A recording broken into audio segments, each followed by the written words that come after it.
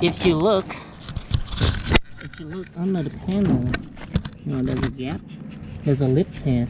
That's where the hook go in like this and hook onto your panels. So you see it hooking like that, and then with this clips over here, you push it in to lock the clips in place.